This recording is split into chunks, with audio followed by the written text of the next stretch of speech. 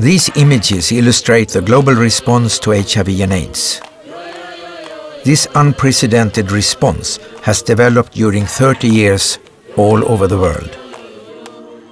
In this response, people from civil society, culture and art, and the medical and science community have worked together and formed an alliance to fight HIV/AIDS.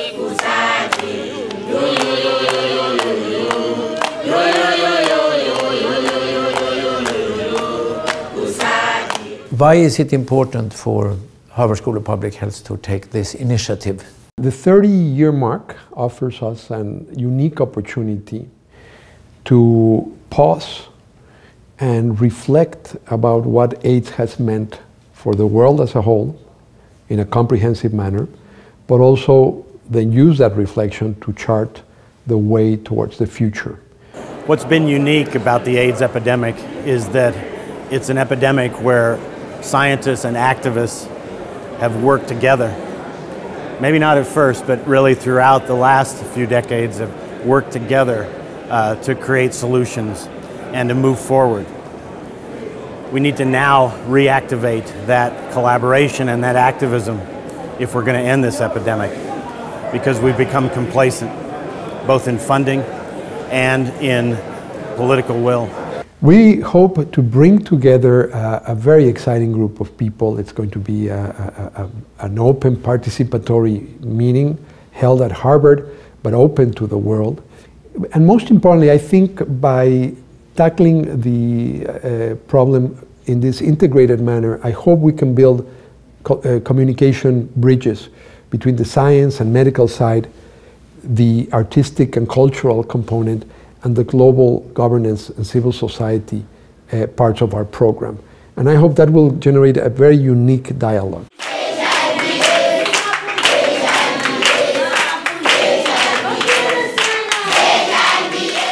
Fika 2004 mpamene nitakumanda phungu nkundiuza kuti ndipite kuchipata ndikayezese magazi yanga, ndipo ntakayezesa magazi anandipeza kuti ndindika chirombo ka HIV kamene kakuyambisa matenda a AIDS. Ndipo nditafika pa size imene yoyo mankhwala amene ndimamwawo ma ARV amene makhulupirana anandipasa mphamvu ndi awa modi.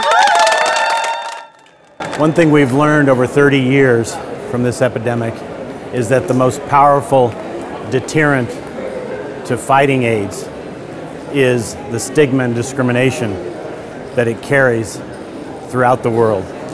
So unless we can end stigma and discrimination, we will never see the end of this epidemic. We will never be able to fight it effectively. What is stigma? I think stigma is similar to prejudice. It's a particular attitude that's attached to people based on who they are and the condition that they have. In the context of HIV, I guess stigma is the discrimination often that is associated with living with HIV that isn't actually rooted in any fact, any science, but more in a psychological aversion to people living with HIV. You fight stigma by being strong, by building networks and creating platforms and then sharing that platform and getting more people on board. And then you build another layer and another layer and another layer. And then soon enough you have a multi-tiered platform that becomes one huge thing, which is hopefully called the world. We're not there yet, of course. We're still so far away from that. But I think the only way you can fight misconceptions, misinformation, mistruths is to do it together, because I don't think one person can change the world. We need to understand that we are actually a huge movement that has tremendous power, and we need to harness that power very well in order to make sure that the issue of HIV/AIDS does not just simply disappear off the focus, off the agenda, off the table.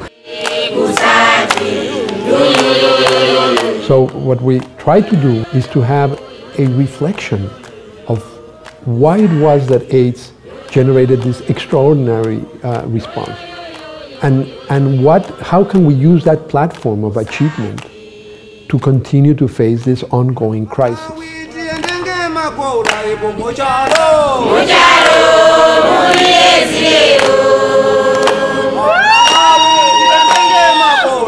Mujalo,